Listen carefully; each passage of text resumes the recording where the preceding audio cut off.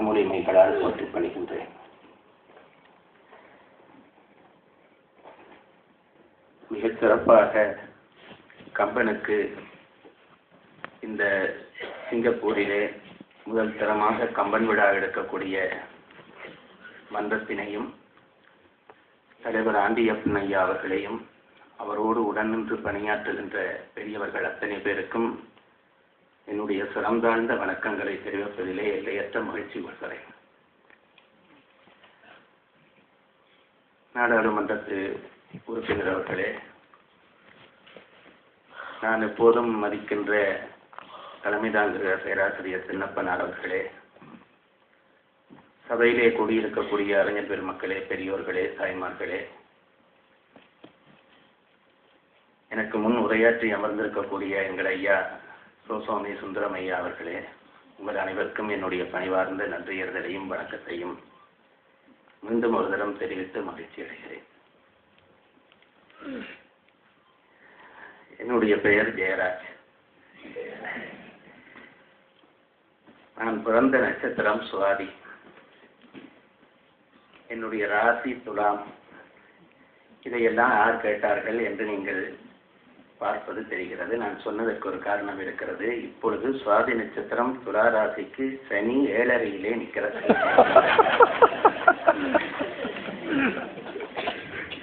அதுக்கு கடைக்கூறு. அது இன்றைக்கு என்னுடைய நிலையை வைத்து நீங்கள் தெரிந்து கொள்ளலாம். அதுக்காக அதை சொல்லுகிறேன். என்னை பாராட்டி எனக்கு துரோகம் செய்தார்கள் 2 பேர். ஏனென்றால் சும்மா என்னை பேச விட்டால் நான் பேசுவது ஓரளவு பரவாயில்லை என்று நீங்கள் நினைக்கக்கூடிய வாய்ப்பு இருக்கிறது. அமைச்சர் சரவணன் அவர்களும் எங்கள் ஐயா அவர்களும் பாராட்டிய பாராட்டை கேட்டு இவர் ஏதோ பெருசாக பேச போகிறார் என்று நினைத்து, இவ்வளவுதானா என்று நீங்கள் அலட்சியம் பண்ண போவதை நினைத்து இப்பொழுதே நான் வருத்தப்பட்டுக் கொள்கிறேன்.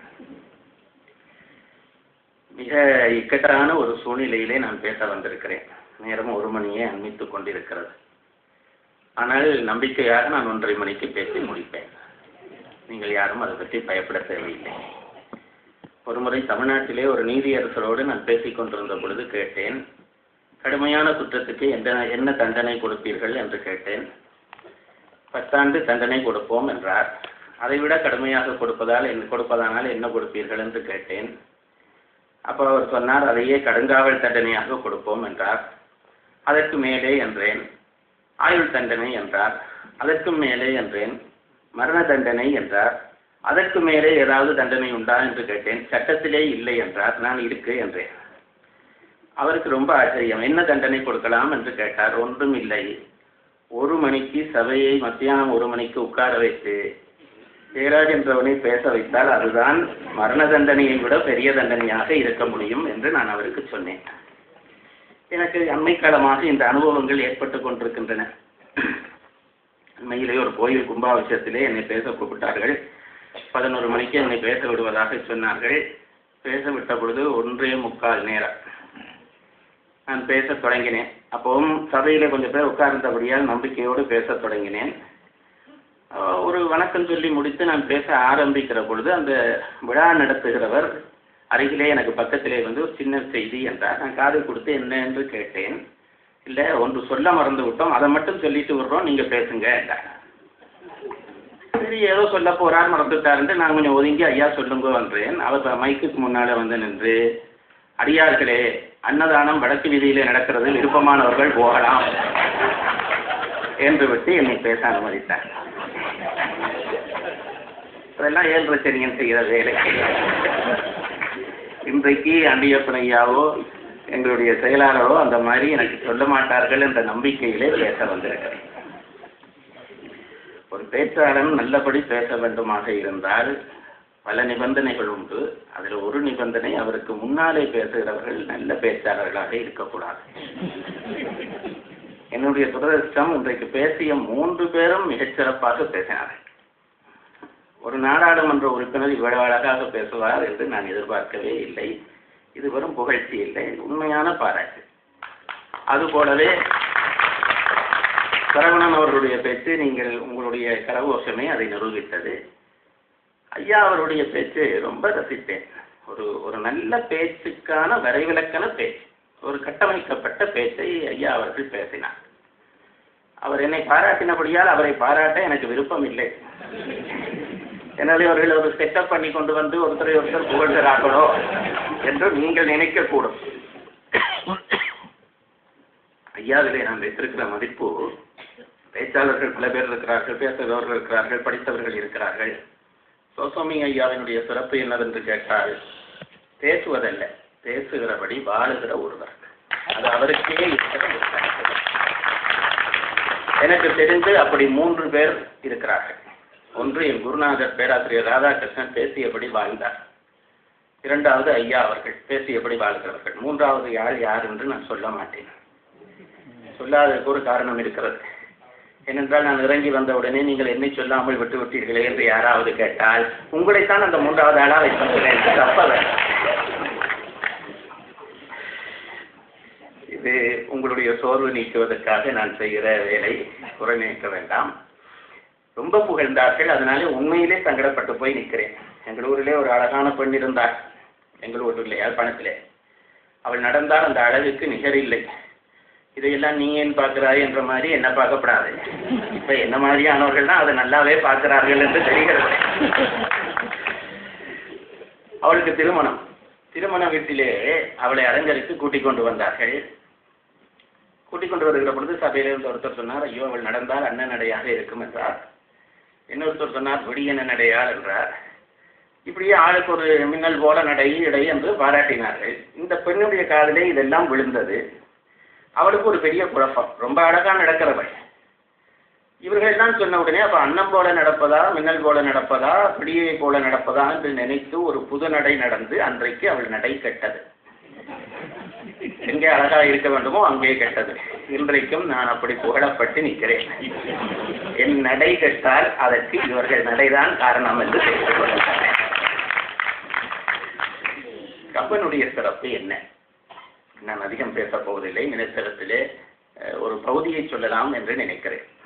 கம்பனுடைய சிறப்பு என்ன என்று கேட்டால், கம்பன் தமிழர்களுக்கு நூல் செய்யவில்லை, உலகத்துக்கு நூல் செய்தான். இதை நாம் புரிந்து கொள்ள வேண்டும். கம்பனுக்கு முன்பு அப்படி யாரும் செய்யவில்லையா என்று கேட்டால் திருவள்ளுவர் செய்தார். அதனால்தான் வள்ளுவன் தன்னை உலகினுக்கே தந்து என்றான் பாரதி. நம்முடைய தமிழர்களுக்கு நம் பெருமை என்ன என்று தெரியவில்லை. இது ஒரு பெரிய குறைபாடு. எல்லா பெருமையும் எங்கெங்கோ இருக்கிறதாக நினைத்துக் கொண்டு நம் பெருமையை நாம் காணாமல் இருப்பதுதான் தமிழர்களுடைய குறைபாடு. இன்றைய தாழ்வினுடைய காரணம் அதுதான் என்பது என்னுடைய அபிப்பிராயம். ஒரு திருவள்ளுவரை வைத்துக்கொண்டு எந்த உலக அரங்கிலும் நாம் துணிவாக ஏற முடியும். அதுபோல ஒரு கம்பனை வைத்துக் கொண்டு நாம் துணிவாக ஒரு உலக அரங்கில் ஏற முடியும். ஆனால் எல்லா புலவர்களையும் வைத்திருக்கிறவர்கள் இந்த புலவர்களை நம் நெஞ்சில் வைத்திருக்கவில்லை என்பது நம்முடைய ஒரு சாபக்கேடு என்று நான் நினைக்கிறேன். திருவள்ளுவன் செய்த அதே செய்தியைத்தான் கம்பன் சொன்னார். இது என்ன ஒருவர் சொன்னதை இன்னொருவர் சொல்ல வர வேண்டுமா என்று நீங்கள் நினைப்பீர்கள். நான் ஒன்றை சொல்லுகிறேன். திருவள்ளுவன் என்ன நினைக்கிறான் என்றால், அறம் என்ற ஒன்று இந்த உலகத்தில் நினைத்தால் இந்த உலகம் அமைதியாக, அன்பாக, நேசிப்பாக இருக்கும் என்பதுதான் திருவள்ளுவனுடைய முடிவு. இன்றைக்கு உலகம் எவ்வளவு மோசமாக போய்கொண்டிருக்கிறது என்பதையெல்லாம் நீங்கள் பார்க்கிறீர்கள். ஒரு 2 தினங்களுக்கு முன்பு விமானத்தில் அந்தரத்தில் பறந்தவர்கள் அந்தரத்திலேயே போனார்கள். மனித வக்கிரம். நான் அந்த இடத்தில் இருந்தால் என்னாவேன் என்று நினைத்து பார்க்காத ஒரு கொடுமை மனம் இன்றைக்கு பல பேருக்கு உருவாக்கிவிட்டது. திருவள்ளுவன் நினைக்கிறான், அறம் என்ற ஒன்று நிலைக்குமாக இருந்தால் இந்த உலகத்திலே இந்த தீமைகள் எல்லாம் அழிந்து போகும் என்று நினைத்துத்தான் அறநூல் செய்கிறான் திருவள்ளுவன். அறத்தை நிலைநிறுத்த செய்ய வேண்டும். இதையே உள்வாங்கிக் கொண்டு கம்பன் காவியம் செய்ய வருகிறான். கம்பனுக்கும் திருவள்ளுவனுக்கும் என்ன வித்தியாசம் என்று நான் பல மேடைகளிலே சொல்வதுண்டு. திருவள்ளுவன் சொன்னான், ஒரு செய்தி, நீ இந்த உலகத்திலே வாழ்கிற முறைப்படி வாழ், இவ்வளவுதான் செய்தி. அப்படி வாழ்ந்தால் என்ன கிடைக்கும் என்றால் கீழே நின்ற ஒருத்தன் கேள்வி கேட்கிறவன் அப்பவும் இருந்திருப்பான் போட்டிருக்கிறது. வாழுகிற முறைப்படி வாழச் சொல்கிறாயே, வாழ்ந்தால் என்ன கிடைக்கும்? வாழ்ந்தால் அவ்வுலகத்தில் நீ உயர்ந்தவனாக வைக்கப்படுவான். வையத்துள் வாழ்வாங்கு வாழ்வார் வானுரையும் தெய்வத்துள் வைக்கப்படும். இதுதான் திருவள்ளுவருடைய நூல் செய்கிற நோக்கம். இங்கே ஒழுங்காக வாழ், அங்கே உன்னை ஒழுங்காக வைப்பார்கள். தெய்வங்களிலே ஒருவராக உன்னை கொண்டு போய் வைத்துக் கொண்டாடுவார்கள். இப்போ திருவள்ளுவனுக்கு பிறகு நீண்ட காலத்துக்கு பிறகு கம்பன் வருகிறான். கம்பனுக்கு யோசனை, திருவள்ளுவரை ஏன் இவ்வளவு அழகாக திருவள்ளுவர் சொல்லிவிட்டு போனாரே, இந்த செய்தியை ஏன் நம் தமிழினம் சரியான முறையிலே வாங்கவில்லை? அழகாக சொல்லி இருக்கிறாரே, வாழ்வாங்கு வாழ்ந்தால் வானுரையும் தெய்வத்துள் வைக்கப்படுவார் என்று சொன்ன பிறகும் இந்த இனம் அதை பெற்றுக் கொள்ளவில்லையே, இவ்வளவு காலமும் அதை சரியான முறையிலே பயன்படுத்தவில்லையே, பின்பற்றவில்லையே என்று தனக்குள்ளே ஒரு கேள்வியை எழுப்பிக் கொள்கிறான் கம்பன். அப்போ அது பின்பற்றாமல் விட்டார்கள் மக்கள் என்றால் அதற்கு ஒரு காரணம் இருக்க வேண்டும் என்று நினைக்கிறான். அந்த காரணத்தை தேடுகிறான், ஆராய்ச்சி பண்ணுகிறான், தேடுகிறான். அவனுக்கு ஒரு உண்மை புலனாகும். அந்த உண்மை என்னவென்று கேட்டால் ஆச்சரியமான உண்மை. அவன் என்ன நினைக்கிறான், திருவள்ளுவன் சொன்னதிலே ஒரு சின்ன குழப்பம் தமிழ் மக்களுக்கு வந்திருக்கிறது. திருவள்ளுவர் சொன்ன செய்தியை விளங்கிக் கொள்வதிலே தமிழ் மக்களுக்கு ஒரு குழப்பம் வந்திருக்கிறது. திருவள்ளுவர் என்ன சொன்னார்? வையத்துள் வாழ்வாங்கு வாழ்ந்தால் வானுரையும் தெய்வத்துள் போய் இருக்கலாம். இப்ப என்ன பிரச்சனை என்றால், யார் வையத்துள் வாழ்வாங்கு வாழ்ந்தவர் என்ற ஒரு முன்னுதாரணத்தை கண்டுபிடிக்க வேண்டும். வையத்துள் வாழ்வாங்கு வாழ்ந்தவர் யார் என்று முன்னுதாரணம் கண்டுபிடிக்க வேண்டுமானால் அவர் எப்படி இருப்பார்? அவர் தெய்வத்துள் வைக்கப்பட்டிருப்பார். இங்கே சரியான முறையிலே வாழ்ந்தவன் அங்கே தெய்வத்துள் வைக்கப்பட்டிருப்பான். தமிழர்கள் யோசித்தார்கள், யார் தெய்வத்துள் வைக்கப்பட்டார்கள் என்று அவனுக்கு தெரியவில்லை. என்ன, உயிரோடு இருக்கிறவனை தெரிகிறதே தவிர செத்த பிறகு எவன் எங்க போறான் என்று யாருக்கு தெரியும்? நாம சும்மா ஒரு விருப்பத்துக்கு அப்பா திருநடி சேர்ந்தார், வைகுண்டம் சேர்ந்தார் என்று நாம சும்மா பேப்பர்ல செய்தி கொடுக்கிறோமே தவிர தந்தியா வந்தது நமக்கு? அதுல வேற இப்ப சில பேர் ரொம்ப கவலையோட என்னுடைய தந்தையார் சிவபதம் எய்தினார் என்பதை மனவருத்தத்தோடு தெரிவித்துக் கொள்கிறேன். அவனுக்கு அப்பா சிவபதம் அடைஞ்சதை அவனுக்கு விருப்பமாயிட்டேன், மனவருத்தப்படுறானா? அப்பா சிவபதம் அடைந்ததை மனவருத்தத்தோடு தெரிவித்துக் கொள்கிறேன். எவன் மேலே போனான் என்பது எவனுக்கும் தெரியவில்லை. ஆகவே எவன் வாழ்க்கை வாழ்வாங்கு வாழ்கிற வாழ்க்கை என்பதை புரிந்து கொள்ள முடியவில்லை. நான் சொல்வது உங்களுக்கு புரியும் என்று நினைக்கிறேன். எவன் மேலே போய் கடவுளாக அமர்ந்தான் என்று தெரிந்தால்தான் அவன் வாழ்க்கையை நாம் பின்பற்றி வாழலாம். ஆனால் மேலே போனவன் எவன் தெய்வமானான் என்று தெரியாதபடியால் கீழே எவனுடைய வாழ்க்கை வாழ்வாங்கு வாழ்கிற வாழ்க்கை என்று கண்டுபிடிக்க முடியாமல் தமிழ் மக்கள் குழம்பினதால் தான் வள்ளுவனை பற்ற முடியாமல் கொஞ்சம் தூரம் நின்றிருப்பார்கள் என்று கம்பன் முடிவு செய்தார். இதை நீக்க வேண்டுமே, அதற்கு காவியம் செய்வோம் என்று கம்பன் முடிவு செய்தார். அப்ப நீக்குவதற்கு என்ன வழி என்று நினைத்து கம்பன் கையாண்ட அந்த முறைமை இருக்கிறதே, ஆச்சரியமான முறைமை. இங்கே வாழ்ந்தவன் அங்கே போனான் என்று அல்லவா திருவள்ளுவன் சொன்னான். கம்பன் என்ன செய்தான்? அங்கே இருந்த ஒருவனை கொண்டு வந்து இங்கே வாழ வைத்து காட்டுகிறேன், அவன் வாழ்க்கை தான் வாழ்வாங்கு வாழுகிற வாழ்க்கை என்று தெரிந்து கொள்ளுங்கள் என்றான் கம்பன். இதுதான் கம்பன் செய்தான். தோசையை திருப்பி போடுற மாதிரி திருவள்ளுவர் சொன்னது அப்படி திருப்பி போட்டான், அவ்வளவுதான். இங்கே இருந்தவன் அங்கே போவான். உனக்கு புரியவில்லையா? யான் போனான் என்று தெரியவில்லையா? கவலைப்படாதே, அங்கே இருந்து ஒருவனை கொண்டு வருகிறேன் இங்கே, அவன் வாழுகிற வாழ்க்கை தான் வாழ்வாங்கு வாழ்கிற வாழ்க்கை என்று தெரிந்து கொள்ளென்று ராமன் என்ற பாத்திரத்தை நமக்கு முன்பு படைக்கிறான். இது நாம் தெரிந்து கொள்ளவன். இப்ப நமக்கு தெரிந்து விட்டது, வந்தவன் வைகுண்டத்திலே இருந்து வந்தான். ஆகவே இவன் அங்கு தெய்வத்துள் வைக்கப்பட்டவன். இப்ப அவன் வந்து வாழுகிற வாழ்க்கை தான் நாம் பின்பற்ற வேண்டிய வாழ்க்கை. கம்பனை பொறுத்தளவிலே என்ன நினைக்கிறான் என்றால் வேறு ஒன்றும் இல்லை பாருங்கள். சுலபமாக சொல்வதானால் கம்பன் என்ன நினைக்கிறான் என்றால், தனி உலகத்தை எப்படி திருத்துவது, உலகத்தை எப்படி திருத்துவது? இன்றைக்கு பல பேருடைய கேள்வி.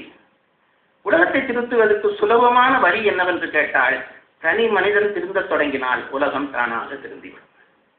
இன்றைக்கு நான் எல்லாரையும் பார்க்கிறேன், ஒவ்வொருவரும் பார்த்தீர்களா, அங்கே குற்றம் நடக்கிறது, இங்கே குற்றம் நடக்கிறது, இவனை போல கொடியவன் உண்டா, அவனை போல கொடியவன் உண்டா என்று சொல்கிறானே தவிர தன்னுடைய குற்றங்களை ஆராய்வதற்கு எவரும் இன்றைக்கு தயாராகவில்லை. ஒரு தனி மனிதன் தான் திருந்தி விட்டானால் அவனை பார்த்து இன்னொருவன் திருந்த உலகம் திருந்திவிடும். கம்பன் நினைக்கிறான், தனி மனிதனை திருத்துவோம். ஒரு தனி மனிதனை எப்படி திருத்துவது? ஒரு நல்ல மனிதனை காட்டி திருத்துவோம் என்று கம்பன் நினைத்தான். ஒரு பாடசாலை, அந்த பாடசாலையிலே புவியியல் பாடம், அந்த பாடத்தை ஜியோகிராபி படிப்பிக்கிறார் ஆசிரியர். அந்த வகுப்பிலே ஒரு மாணவன், கொஞ்சம் மக்கு மாணவன், என்னை போல என்று வைத்துக் கொள்கிறேன். அவன் எப்பவுமே இந்த வகுப்பில் அக்கறைப்படுறதில்லை. இந்த ஆசிரியருக்கு இவனை ஏதாவது ஒன்று பண்ணி இவன் ஒரு முட்டாள் என்பதை அந்த வகுப்புல மற்ற மாணவர்களுக்கு தெரிய பண்ண வேணும் என்று ஆசை. சில ஆசிரியர்கள் அப்படி இருக்கிறார்கள்.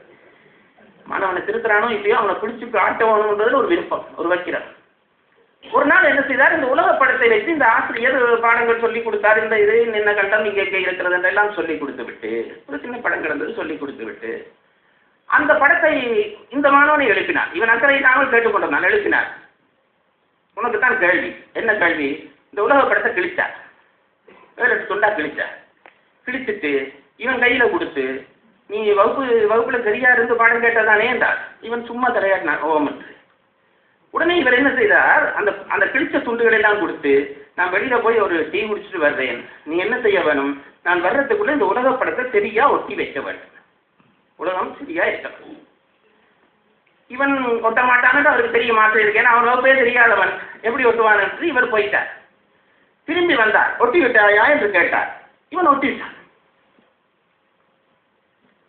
எப்படியும் பிள்ளையாத்தான் ஒட்டி இருப்பான் என்ற நம்பிக்கையிலே கொண்டா என்று கேட்டார். கொடுத்தான்.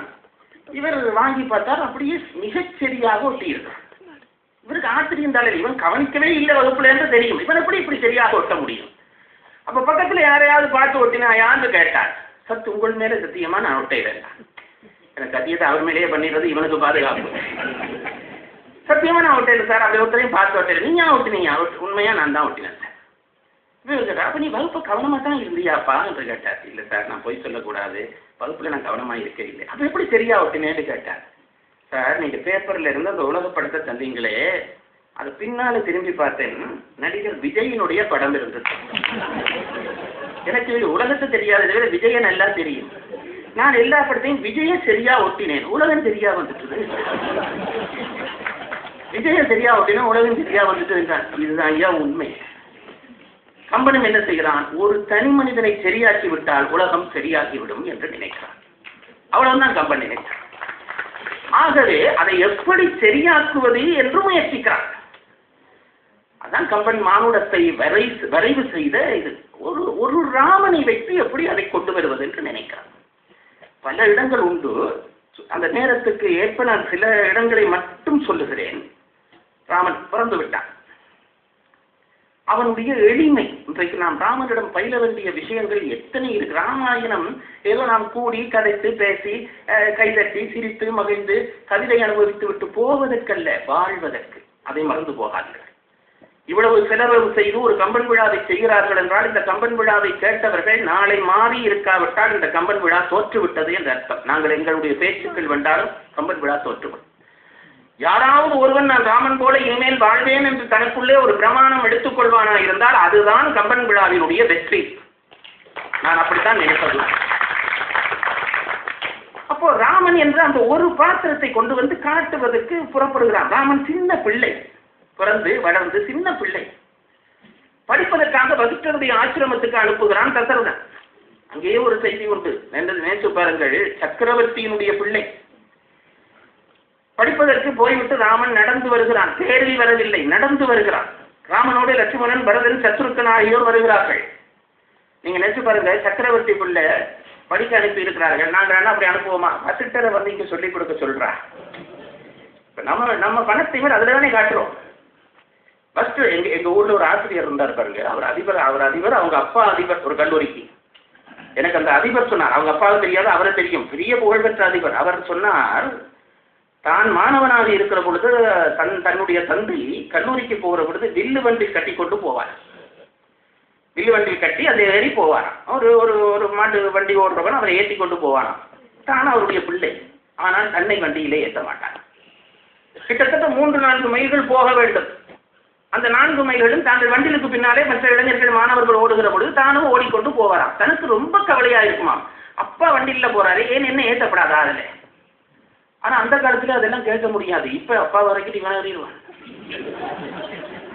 அப்ப எல்லாம் கேட்க முடியாது. பேசாம ஓடி இருக்கிறார். ரொம்ப நாள் கேட்கவில்லை. பிறகு இவர் படித்து உயர்ந்து இவரே அந்த கல்லூரிக்கு அதிபராக வந்து தந்தை வயதானவராக இருந்த பொழுது ஒரு நாள் கேட்டாராம், அப்பா நீங்கள் கல்லூரிக்கு போகிற பொழுது எங்களை ஏன் நீங்கள் அப்படி ஏற்றி செல்லவில்லை? நாங்கள் சின்ன பிள்ளைகள் தானே, உங்கள் பிள்ளைகள் தானே, ஏன் ஏற்றி செல்லவில்லை என்று கேட்டார். பூர்ணம் பிள்ளை என்று அவருக்கு பெயர். அதற்கு அந்த தந்தை சொன்னாராம், நான் அன்றைக்கு வண்டியிலே ஏற்றி இருந்தால் இன்றைக்கு இந்த அதிபர் பதவியிலே நீ ஏறி இருக்க மாட்டாய். ஏனென்றால் என் வண்டியிலே நீ ஏறி வந்திருந்தால் ஒன்று உனக்கு நான் அதிபருடைய மகன் என்று ஒரு திமிர் வந்திருக்கும். நீ கல்லூரியிலே யாரையும் மதித்திருக்க மாட்டாய், மற்றவர்களிடம் பாடம் கேட்டிருக்க மாட்டாய். கல்லூரியிலே வந்து நீ என்னோடு வண்டியிலே இருந்து இறங்கி இருந்தானால் மற்ற ஆசிரியர்கள் இந்த அதிபருக்கு பிள்ளையில ரொம்ப விருப்பம் போல் இருக்கிறது, ஆகவே அவனை நாம் அடிக்கக்கூடாது பேசக்கூடாது என்று உண்மையில் அதிக அக்கறை காட்டி இருப்பார்கள். இது எதுவும் இல்லாமல் விட்டபடியால்தான் இன்றைக்கு நீ அதிபராக வந்திருக்கிறாய் மகனே, அது நான் உனக்கு செய்த உதவியே தவிர உபத்திரவம் அல்ல என்று அந்த அதிபர் சொன்னதாக எனக்கு அந்த அதிபர் சொன்னார். அவர் தந்தை சொன்னதாக அந்த அதிபர் சொன்னார். நாங்கள் இதை கடைபிடிக்கிறோமா? நம்முடைய பெருமிதங்கள், நம்முடைய செல்வம், நம்முடைய பதவி, இதையெல்லாம் பிள்ளைகளுடைய கல்வியினுடைய ஆடம்பரத்திலே காட்ட நினைக்கிறோம் அல்லவா? தசரதன் கம்பன் நமக்கு பாடம் சொல்லுகிறான். தன் பிள்ளைகளை நடந்து போய் படிக்க வைத்தான். பஸ்களிடம் படித்து விட்டு வருகிறார்கள் பிள்ளைகள். இதெல்லாம் இன்றைய இளைஞர்களுக்கு தேவையான செய்தியா இல்லையா என்று நீங்களே முடிவு செய்யுங்கள். இளைஞர்கள் ராமன் முன்னுக்கு வருகிறான். வீதியினுடைய இருமரங்கிலும் பெரிய கூட்டம். ஏன் கூட்டம்? சக்கரவர்த்தியினுடைய பிள்ளை நடந்து வருகிறான். நாளை இவன் தான் சக்கரவர்த்தி. யார் சொன்னாலோ சொல்லாவிட்டாலோ ராமன் தான் சக்கரவர்த்தி. சக்கரவர்த்தியாய் வந்த பிறகு இவனை பார்க்க முடியுமா? பார்க்க முடியாதே. அவன் தலைவனாகி விடுவானே, எங்கேயோ இருந்து கை காட்டுவான், அதை பார்க்க வேண்டுமே. இப்ப வீதியில நடந்து வருகிறானே, பார்க்கலாம் என்று இருமரங்கும் அந்த ஊர் மக்கள் எல்லாம், அயோத்தி மக்கள் எல்லாம் கூடி நின்று ராமனை பார்க்கிறார்கள். நடுவிலே ராமன் வருகிறான். நான் ரொம்ப ரசித்த இடம் பாருங்க. இது ஒரு சின்ன இடம் தான், இது ஒரு பெரிய விஷயமானு நீங்க கேட்காதீங்க. இதுக்குள்ளே நாம் உலகத்துக்குள்ளே கொள்வதற்கு விஷயம் உண்டு. ராமன் நடந்து வர்றார். நம்ம பிள்ளையா இருந்தா என்ன பண்ணும்? ரெண்டு பக்கமும் கூட்டம். நடுவிலே ராமன் நடந்து வருவான். வெறும் சனம் கூட்டமா நின்று எட்டி பார்க்கிறார்கள். ஒன்று நம்ம பிள்ளையா இருந்தால் இந்த கூட்டத்தை பார்த்து பயந்து ஐயோண்டு அழ ஆரம்பிச்சு விடும். இல்ல என்ன பார்க்க இவ்வளவு பேராண்டு சும்மா நடக்கிறத விட 10 மடங்கு இப்படி நிமிர்ந்து நடக்கும். சும்மாவே திமிர் வந்துடும். ராமன் ரெண்டும் செய்ய இல்லை, இயல்பா வருகிறான். மக்கள் எல்லாம் நிற்கிறார்கள். அப்படி வந்த ராமன் ஒரு தலைவன் பிறக்கிற பொழுதே தலைவனாக பிறக்க வேண்டும் பாருங்க. அப்படிதான் நான் நினைக்கிறது உண்டு. சில நல்லியல்புகள் பிறவியிலே வந்தால் தான் உண்டு. அது பிறகு தேர்வதெல்லாம் சும்மா போய் தான். அது அறிஞனாக இருந்தால் என்ன, தலைவனாக இருந்தால் என்ன, அரசனாக இருந்தால் என்ன, ராமன் பிறக்கிற பொழுதே தலைவனாக பிறந்தவன். ஏனென்றால் அங்கே இருந்து வந்தவன். இப்ப இவன் வந்தான், எல்லாரும் பார்க்கிறார்கள். இவனுக்கு ஒரு திமிர் வரை இல்லை, பயம் வரை இல்லை, அச்சம் வரவில்லை, நாணம் வரவில்லை. இயல்பா நடந்து வந்தான். வந்தவன் பார்க்கிறான், அந்த ஓரத்திலே ஒரு கிழவன், வயதான கிழவன். அந்த கிழவனுக்கும் ராமனை பார்க்க ஆசை. கொஞ்சம் தலைவந்து போனான். ஒரு சாதாரண குடியானவன் ஒரு மூலையில இருந்து எட்டி பார்க்கிறான். ராமன் நேரா அந்த கிழவன்கிட்ட போனான். இது அப்படித்தான் இந்த காட்சியை நான் ரசிக்கிறது உண்டு. நேரா அந்த கிழவன்கிட்ட போனான். கிழவன் கையை பிடிச்சான். அவன் விதிர்த்து போனான். சக்கரவர்த்தியினுடைய பிள்ளை நம்ம கையை பிடிக்கிறதா? இதெல்லாம் நடக்குமா? பாருங்கள், ராமாயணத்தை மக்களுக்கு மட்டும் சொல்லிக் கொடுத்தால் போதாது, தலைவர்களுக்கும் சொல்லிக் கொடுத்தது. ஏனென்றால் பிளேனில் வர்ற பொழுதே கீழே நின்று கும்பிடுற மாதிரி ஆக்கி விட்டோம். ஆகாயத்தை பார்த்து ஆண்டவனை நினைத்துத்தான் கும்பிட்டோம்.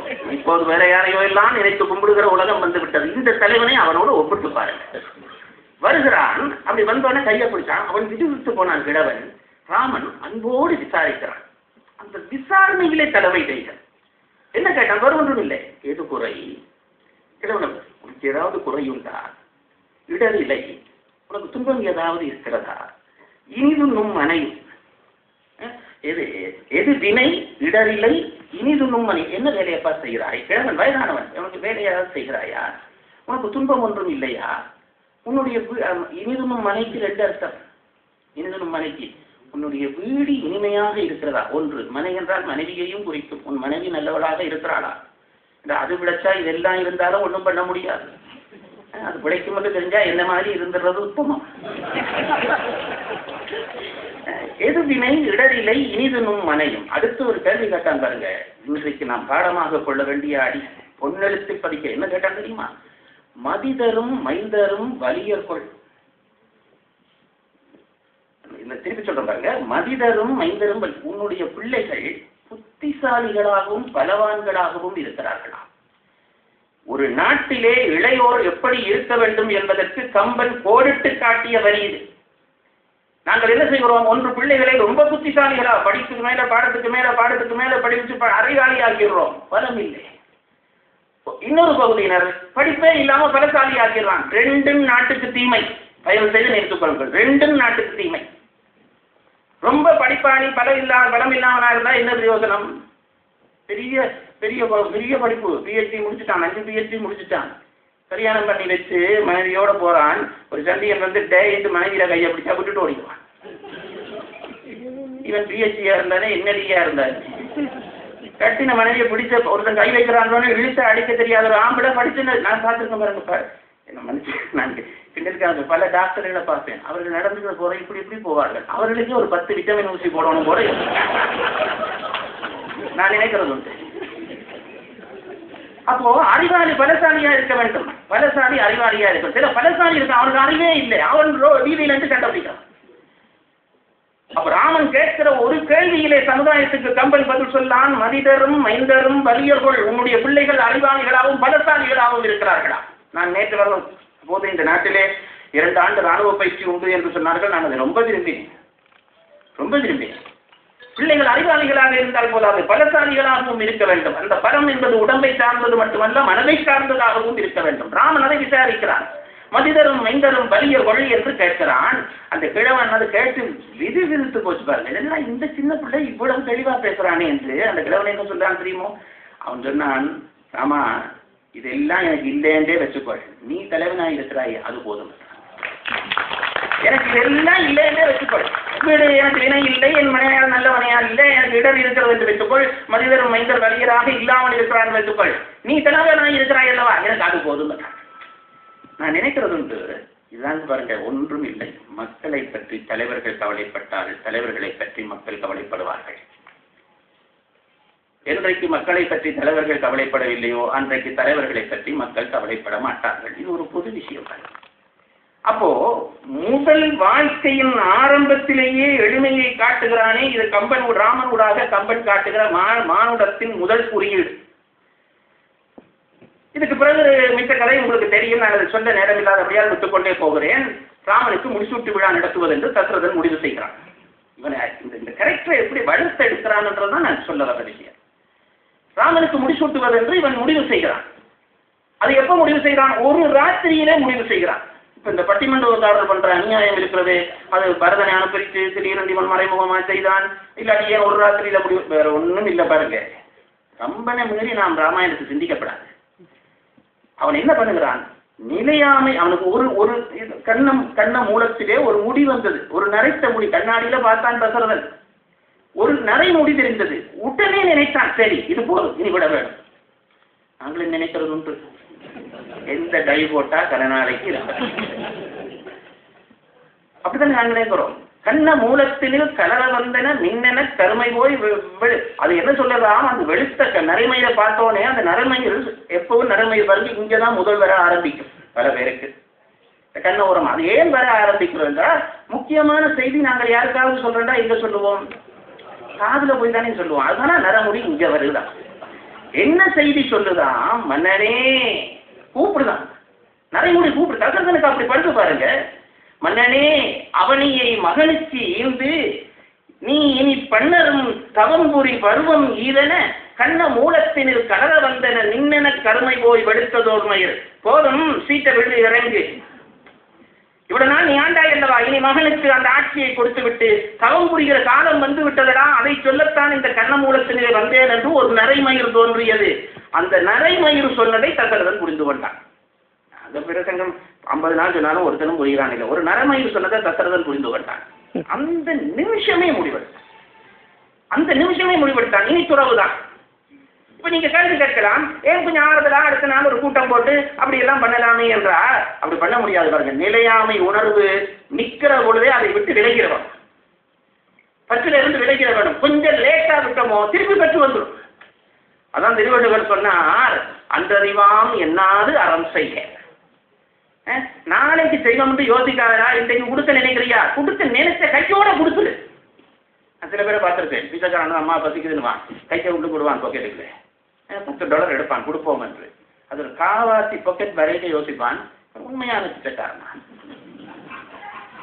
$5 குட்டியா எடுத்தவன். பிறகு அதுல 2 விட்டுட்டு 3 மட்டும் மேலே எடுப்பான். மேலே வரைக்க இவனை பார்த்தா குடிக்கிறவன் மாதிரி இருக்குது. பிறகு அதில் 2 விட்டுருவான். பிறகு ஒன்றை பார்ப்பான். அதை பார்த்தா இவனுக்கு கொடுக்குறத விட இந்த ₹1 நான் ஏதாவது பண்ணலாம் போல இருக்குன்னு நினைப்பான். 5 விட்டுட்டு ஒன்றும் இல்லை போன்றுவான். கையை விட்டோன்னு எடுத்து கொடுத்துருந்தாங்கன்னா தர்மம் நடந்திருக்கும். இதை யோசிக்கிற கொஞ்சம் ஸ்லோவா இருக்கான்னு பாருங்க, அதுக்குள்ள மனம் மாறி போச்சு. திருவள்ளுவர் சொல்லுகிறார், அன்றறிவாம் என்னாது அறம் செய்க, அது ஒருவன் கொன்றுங்கால் கொன்றார் துணை. அப்பவே முடிவு பண்ணின உடனே செய்கிறார். தசரதன் பார்த்தான், நர பார்த்தான், ரொம்ப அனுபவிச்சுட்டேன். 60,000 ஆண்டுகள் மாண்டோர உருவகை ஒடுக்கிய உலகை ஒன்றினேன். எனக்கு ஒரு குறையும் இல்லை, நல்லா வாழ்ந்தாகிவிட்டது. இப்ப நிலைமையில் இயற்கை சொல்லுகிறது போதும் என்று. கடவுள் பண்ணியிருக்கிற உதவிக்கு நாம எவ்வளவு நன்றி பண்ணணும் பாருங்க. கடவுள் ஒவ்வொருத்தருக்கும் உதவி பண்ணுகிறார். நாம விட்டா அடுத்த பிள்ளை குட்டியிலே வாழக்கூடாது, நாமே இன்னொரு 2000 வருஷம் வாழ வேணும்ன்றதான் எல்லாருடைய ஆசை. அப்படியாவது ஆசை இல்லாத ஒருத்தர் கை தூக்கி பார்க்கலாம். அப்படி தூக்கினாலும் போய் சொல்றாரு, நான் தெளிவா தெரிஞ்சுக்கேன். ஒருவருக்கு அந்த ஆசை இல்லை பாருங்க, எல்லாருக்கும் நான் அதான் பாருங்க. கடவுள் பார்ப்பார், இவன் சீட்டை விட்டு இறங்குற ஆளா இல்லை. என்ன செய்வார்? கண் பார்வையை கொஞ்சம் மங்க பண்ணுவார். பாரு போதுண்டா, பார்த்துட்டு எத்தனை பேரை பார்த்தேன், எத்தனை பொம்பளைய பார்த்தேன், போதும். இவன் என்ன செய்வான்? போய் கட்டாக் ஆபரேஷன் செய்து கண்ணாடி போட்டு பார்ப்பான். இவனுக்கு நரமேன்னு சொல்லி அந்த அளவுக்கு விளைஞ்சிச்சு. நமக்கு கடவுள் சொன்னாலும் விளைஞ்சதில்லை. பல்லு ஒவ்வொன்றா ஆட தொடங்கும். எத்தனை சிண்டிட்டா போதுண்டா. கடவுள் சொல்ற, இயற்கை சொல்லுது. நாம பல்லெல்லாம் புரிஞ்சு புது பல்லு கட்டி ஏதாவது அது சாப்பிட முடியாத சாப்பாடு முறுக்கு அப்பதான் தின்னுவோம். முறுக்கு போயிடும், முறுக்கு போகாது. நான் சொல்ற முறுக்கு ரெண்டு வித்தியாசம் தெரியுதா? முறுக்கு போயிடும், முறுக்கு போகாது. அப்போ கடவுள் என்ன பண்றார்? அறிவித்தல் தந்து கொண்டே இருக்கிறார். போதும் போதும் என்று நாம் புரிந்து கொண்டு தசரதன் ஒரு நாளிலே புரிந்து கொண்டான். புரிந்து கொண்டே நினைத்தான், இந்த ராத்திரியே இதை முடிவு பண்ண வேண்டும் என்றான். உடனே கூட்டம் கூட்டினான். 2 கூட்டம் கூட்டினான். ஒன்று முனிவர்களை எல்லாம், அறிஞர்களை எல்லாம் கூட்டினான். அந்த கூட்டத்தில் தசரதன் ரொம்ப பணிவா பேசுகிறான். பிறகு சிற்றரசரை, தனக்கு கீழே இருக்க சிற்றரசரை கூப்பிட்டு கேட்கிறான், என்ன மாதிரி ராமனுக்கு முடியாச்சு இப்ப ஆட்சியை கொடுக்கலாமா? அவர்கள் மகிழ்ந்து கொடுக்கலாம் என்றார்கள். ஓஹோ, ராசாவுக்கு பிள்ளையில விருப்பம். இதெல்லாம் தமிழ்நாட்டில் சொல்றீங்க. ராசாவுக்கு பிள்ளையில விருப்பம், பிள்ளைக்கு ஆட்சி கொடுக்குறாருன்னு சொல்லி நீங்க எல்லாரும் சேர்ந்து சப்போர்ட் பண்றீங்களா? எந்த ராசாவை சொல்றேன்னு உங்களுக்கு தெரியும். தசரதன் கேட்கிறான், நான் என் பிள்ளையிலே இருக்கிற பற்றின் காரணமாக ஆட்சியை கொடுப்போம் என்று நினைத்த உடனே என்னை மகிழ்ப்பதற்காக நீங்கள் எல்லாம் சம்மதிக்கிறீர்களா என்று கேட்கிறான். அவர்கள் இல்லை, நான் ராமன் ஆட்சிக்கு உரியவன் என்றதனாலே கொடுக்கலாம் என்கிறார்கள். முனிவர்களை கேட்கிறான். வசிக்கிற எல்லார் சார்பாகவும் எழுப்பி சொல்லுகிறான், ராமனுக்கு முடிசூட்டலாமா? சூட்டலாம். ஏதாவது ஒரு காரணம் சொல்லி வசனை கேட்டான். வசிக்கர் சொன்னான், அவன் பெஞ்சாதி நல்லவள், ஆகவே முடிசூட்டலாம். இது ஒரு நியாயமா சார்? ராமனுக்கு முடிசூட்டலாமான்றோன்னா அவன் சீதை நல்லவள், ஆகவே ராமனுக்கு முடிசூட்டலாம். உங்களுக்கு புரியுதா? மனைவி சரியா இருந்தா தான் அவன் தலைவனாக முடியும்.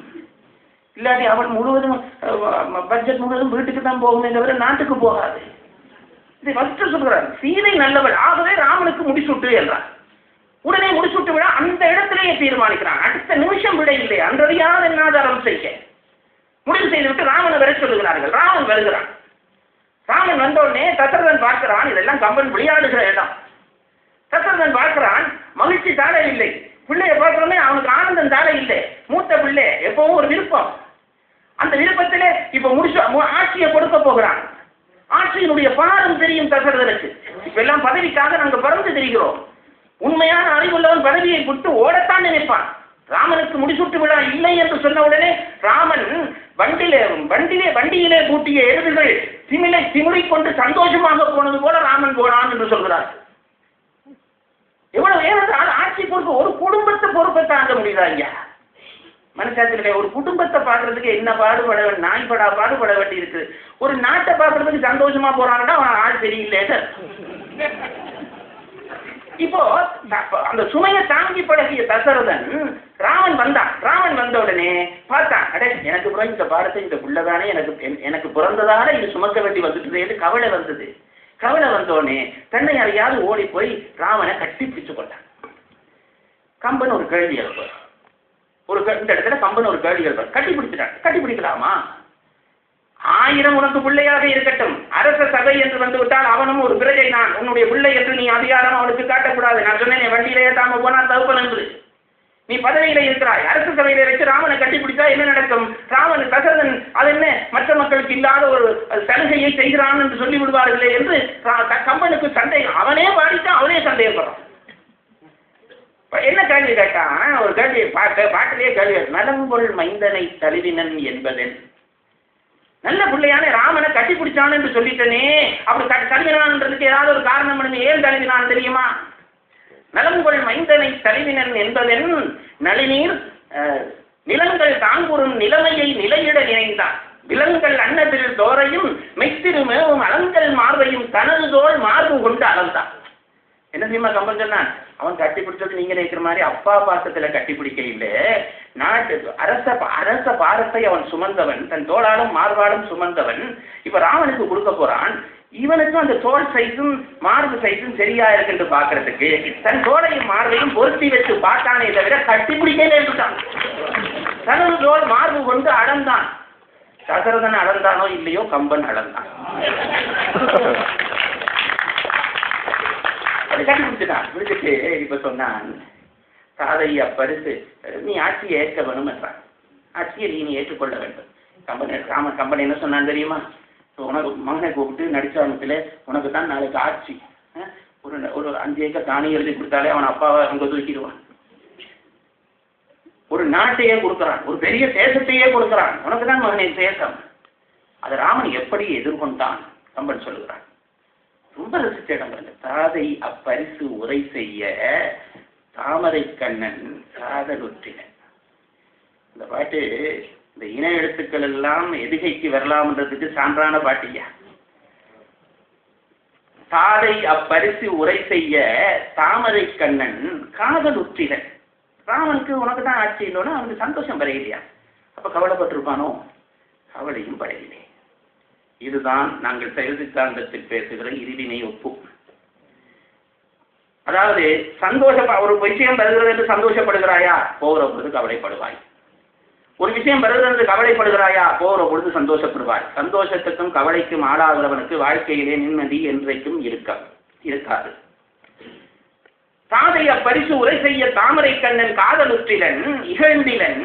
காதலுற்றிலன் சொல்லி அவர் சமா போட்டுட்டு கம்பன் சொன்னான் இகழ்ந்திலன். அது வேணாலும் வருக்கையில்லை. அப்ப என்ன செய்தான்? ஏது கொற்றவர் ஏதியது அது செயல் அன்றோ நீதி எத்தென நினைந்தும் அப்பனி தலை நின்றான். அப்பா என்ன சொன்னார்? அப்பாவுக்கு பிள்ளையா பிறந்துட்டேன், பிறக்கிற பொழுதே தெரியும் அப்பாவுக்கு நான் பிள்ளையா, அவே மூத்த பிள்ளை, எனக்கு தான் ஆட்சி வரும், நான் ஏற்கத்தான் வேணும், அதுக்காண்டி சந்தோஷப்படவும் வேண்டாம், துன்பப்படவும் வேண்டாம் இது பேசாம நின்றான். ஒரு 5000 வெள்ளி கொடுத்து பாருங்க உங்க பிள்ளைக்கு, அது சும்மா நிற்குதான்னு பார்ப்போம். எனக்கு வேண்டாம், நாடுகளெல்லாம் ஒன்றும் கொடுக்கணும், இருந்தா தானே கொடுக்கறதுக்கு. அது வேற ஒரு 5000 வெள்ளி திடீர்னு பையனை ராத்திரியில கூப்பிட்டு உனக்கு 5000 வெள்ளி கொடுத்து பாருங்க. காதலுற்றிலன் இகழ்ந்திலன் மனநிலையில நம்ம பிள்ளை இருக்குமா? அப்பா உன்னை போல ஒரு அப்பா இருக்குமா? நான் கொடுக்கறதா அப்பா நீ இருக்கிறதும் சரி இல்லாததும் சரி ரெண்டுமே இல்லை. எப்ப உனக்கு பிள்ளையா பிறந்தனோ எனக்கு இந்த பாரம் நான் சுமக்க வேண்டும் என்பது என் விதி தெரியும். அதனாலே மகிழ்ச்சியும் இல்லை, துன்பமும் இல்லை. தாதை காதல் ஏது நீதி இன எழுத்துக்களையே எதுகையா போடுறான். அப்போ இந்த சொல்லிட்டு நிக்கிற பொழுது ராமன் 2வது விஸ்வரூபம் நமக்கு எடுக்கிறான். முதலில் கிழவனை கையை பிடிச்சி கேட்டானே பேசினானே, தலைவன் நான் நினைச்சோம். தலைவன் தான் ஏதோ அதிகாரம் பண்றவன்னு நினைச்சு ஆட்சியில விருப்பம் உள்ளவனா? எந்த விருப்பமும் இல்லை, வெறுப்பும் இல்லை. அதை அப்படியே ஏற்றுக்கொள்கிறான். இது 2வது ராமன். இது ராமனுடைய 2வது விஸ்வரூபம். 3வது காட்டுகிறேன் பாருங்கள். காட்ட நிறைய இடம் உண்டு. 3வது இடம் காட்டுகிறேன், வேற ஒன்றும் இல்லை. அவனுடைய பெருந்தன்மை. சுக்ரீவனுக்கு ஆட்சி கொடுத்து விட்டான். இதோட முடிக்கலாம் என்று என்னுடைய எண்ணம். நேரமும் முடிகிறபடியா சுக்ரீவனுக்கு ஆட்சி கொடுத்து விட்டான். வாலிவதை நிகழ்ந்து போய்விட்டது. வாலிவதை நடந்த பிறகு சுக்ரீவனுக்கு ஆட்சி கொடுக்க வேண்டும். ஆட்சி கொடுத்தாகிவிட்டது. ஒருத்தனை ஆட்சியில இருக்குன்னா அவனுக்கு அறவுரைகள் சொல்ல வேண்டும் என்பது மரபு அந்த காலத்திலே. அப்போ அந்த காலத்திலே சொல்லபடியால் இவனுக்கு நீதியை சொல்ல வேண்டும். ராமன் சில அரச நீதிகளை சொன்னான். அற்புதமான அரச நீதிகளை சொல்லுகிறான். சொல்லிவிட்டு ஒரு செய்தி சொல்ல வந்தான். நீங்க நல்லா நினைச்சு பார்க்க வேண்டும். சுக்ரீவன், வாலி, இந்த மிச்ச குரங்குகள் எல்லாம் சுத்தி வர இருக்கிறார்கள். வாலியை சேர்ந்த மிச்ச குரங்குகள் எல்லாம் சுத்த இருக்கிறார்கள். பட்டாபிஷேகம் நடந்துட்டு அவை இந்த பக்கத்துல சுக்ரீவன் இருக்கான், பக்கத்துல அவனுடைய மனைவி உரிமை இவ்வளவு அந்த தாரையோட அந்த வாலி பிடிச்சு வச்சிருந்தான். அவளையும் கூட்டிட்டு வந்து உட்கார வச்சிருப்பார்கள். கம்பரத்துல இல்லை. இப்ப முடிச்சு விட்டியாச்சு. இப்ப எல்லாம் இருக்கிறார்கள். பல புத்திமதிகளை சொல்லி கொண்டு வந்த ராமன் சொன்னான், பெண்களோட கொஞ்சம் கவனமா இருக்கான்டான். இது எல்லாருக்கும் தெரிஞ்சிருக்க வேண்டிய புத்திமதி. பெண்களோட கொஞ்சம் கவனமா, அது ஆட்சியில இருக்கிறவர்கள் பெண்களோட ரொம்ப கவனமா இருக்க வேண்டும். ராமாயணம் வேணாம் என்று சொன்னதால வந்த நட்டம் தானையா தமிழ்நாட்டு நட்டம். ராமச்சந்திரர்கள் எப்படியெல்லாம் பெண்களை வைத்திருந்தார்கள் என்று தெரிந்திருந்தால் ஒரு பிரச்சனையே வந்திருக்காது. இப்போ வந்தான் சொன்னான், பெண்களோட கவனமா இரு. என்ன சொன்ன அட்வைஸ் பண்றான் பாருங்க. மங்கையர் பொருட்டால் எய்தும் மாந்தற்கு மரணம் என்ப சங்கை என்று உணர்வி. ஒரு ஆம்பளை ஆட்சியில இருக்கிறவன் சாகுறான்டா, அது ஒரு பொம்பளை தான்டா காரணமா இருப்பான். பெண்கள் எல்லாம் உடனே போர்க்கொடி தூக்குவார்கள். அதுக்கு பிறகு பதில் சொல்லுகிறேன், நேரம் இல்லாதபடியா பதில் சொல்ல முடியாது. மங்கையர் பொருட்டாளிலும் மாந்தற்கு மரணம் என்ற சங்கை என்று உணர்த்தி சந்தேகப்படாமல் தெரிஞ்சு கொள்றா. பெண்களோட ரொம்ப ஆட்சியில் இருக்கிற பொழுது பெண்கள் தங்கள் கவர்ச்சி காட்டி உன்னை விழுத்தி விடுவார்கள், ரொம்ப அவதானமாயிரு. இது திருவள்ளுவர் சொன்னான் சார். குற்றம் கடுதல் என்ற அதிகாரத்திலே, குற்றம் கடுதல் என்ற அதிகாரம் அரசு பொறுப்பாளிலே அரசனை இறைமாற்றி சொல்லி அடுத்த அதிகாரம் குற்றம் கடுதல்.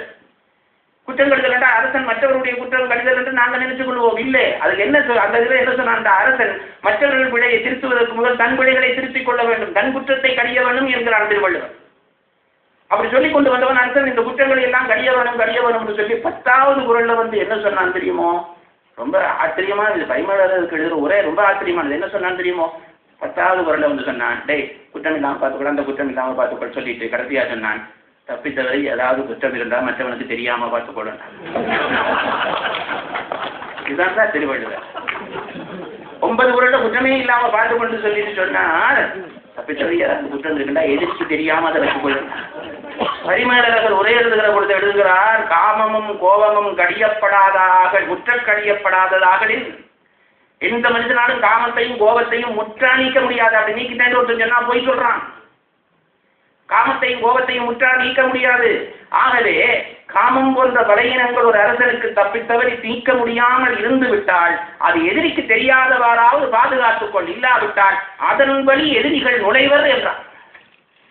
நூலை நான் படிக்கிறேன் சார். நான் இப்போ இதை பிடித்துக் கொள்கிறான்.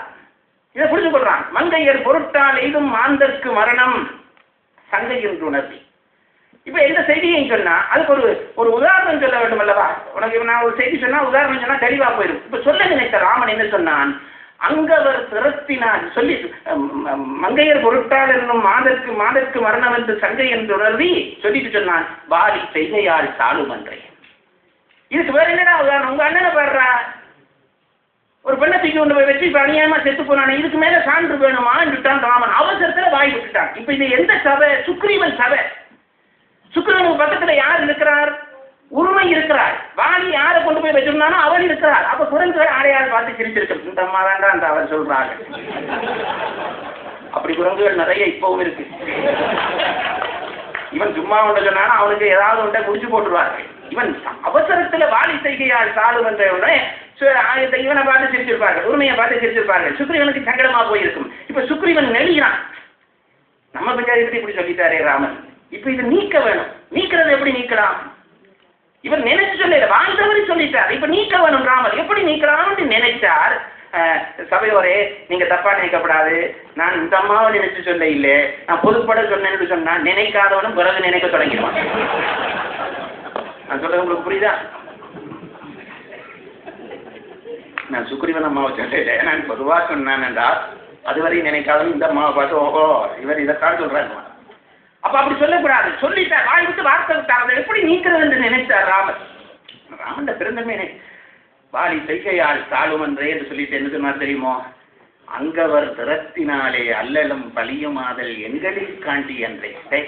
இது உங்க வாலி குடும்பத்துக்கு இல்ல, எங்க குடும்பத்திலையும் இதுதான் தான் நடந்தது என்றார். ஓஹோ எல்லா ராசா வீட்லையும் இதுதான் நடக்குதான்னு அவனும் அதாவது தன் நண்பனை ஒரு சபையிலே இறக்கி விடக்கூடாது என்பதற்காக தன்னை இறக்கி கொண்டு நிற்கிறானே ராமன். அதுதான் அவனுடைய மானுடத்தின் 3வது விஸ்வரூபம். இப்படி பல சொல்லலாம். கம்பனும் இருக்க போகிறான், நீங்களும் இருக்க போகிறீர்கள், இந்த தேசமும் இருக்க போகிறது, இன்றைக்கு தொடங்கிய கழகமும் இருக்க போகிறது. ஆகவே 6வது மிச்சம் சொல்வார்கள். ஒரே ஒரு செய்தி சொல்லுகிறேன். ராமனை படித்தால் என்ன நடக்கும் என்றால் நாம் ராமன் ஆவோம், சந்தேகமே.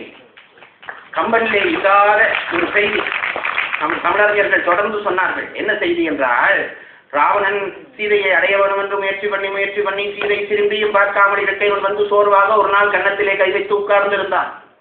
இவனுக்கு ஒரு மந்திரி இருந்தான், முதல் மந்திரி. அவன் வந்தான், ராவணனை பார்த்து ஏன் கன்னத்திலே கை வைத்து உட்கார்ந்திருக்கிறாய் என்று கேட்டான். இந்த சீதையை நான் என்னென்னமோ நாட்டை பிடிச்சா தேவர்களை பிடிச்சேன், இந்த சீதையை பிடிக்க முடியலே, அதான் கவலையா இருக்கிறேன். உடனே இந்த மந்திரி சொன்னா, அதுக்கு இவ்வளவு குழப்பம், சுலபமான ஒரு வழி சொல்லி தர்றேன் என்றான் முதல் மந்திரி. அப்ப மந்திரிக்கு இதுதான் லட்சணம். ராசா ஆரோமனையை கொண்டு வைக்க எடுக்கிறதுக்கு ஒரு வழி சொல்லி தர்றான். நான் சொல்றேன், உடனே ராவணன் 10 தலையும் சிரிச்சுது. அப்படி ஒரு வழி இருக்குதா சொல்லுன்ட்டான். அவனுக்கு நான் ரொம்ப சுலபம்ல ராவணா, ஒன்றும் பண்ண வேண்டாம், உனக்கு தானே மாயம் தெரியுமே, உன்னுடைய உடம்பை ராமன் மாற மாற்றிக்கொண்டு சீதைக்கிட்ட போ, ராமன் தான் வந்துட்டான்னு நினைச்சு சீதை வந்து கட்டி பிடிச்சுக் கொள்வார், உன் ஆசை தீர்ந்து போம் என்றார். சொல்லிட்டு ஒரு பரிசை எதிர்பார்த்து ராவணனை பார்த்தான். ராவணனுடைய 10 தலையும் சோர்ந்து போச்சு. உடனே இவன் பார்த்தான், என்னடா நான் நல்லதுதானே சொன்னேன், நீ ஏன் சந்தோஷப்படையிலேன்னு கேட்டான். டே, ஒரு தலை உள்ள நீ ஏன் யோசிக்கிறிய, இதை 10 தலை உள்ள நான் யோசிக்க மாட்டேனா? அவ யோசிச்சா செய்து பார்த்தியா? செய்து பார்த்தேன்.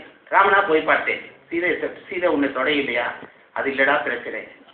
நீ அவர் சரியான முறையில வேஷம் போட்டு போகையில போட இருக்கிறது, சீதை கண்டுபிடிச்சிட்டாரு போட சொல்லிட்டா. ராமன் போட போனேன், ஒரு சின்ன வித்தியாசம் இல்லாமல் என்னை ராமன் போட மாற்றிக்கொண்டேன். அப்ப சீதை அப்பவுமா தொடரில்லை. சீதை பிரச்சனை இல்லடா மந்திரி, என்ன பிரச்சனை என்று தெரிந்தார். ராவணனா இருக்க மட்டும் சீதையை அடைய வேணும் என்று என் மனம் விருப்பப்பட்டது. எப்பொழுது நான் ராமன் வேஷம் போட்டு விட்டனோ மண்டோதரியை தவிர வேறு யாரையும் என் மனம் நினைக்கவில்லை என்று ராவணன் சொன்னானே. இதுதான் மானுடத்தை கம்பன் கண்ட வகை. ராமனூடாக ஒரு உலகத்தையே திருத்துவதற்கு கம்பன் கண்ட வழி என்று சொல்லி விடைபெறுகிறேன்.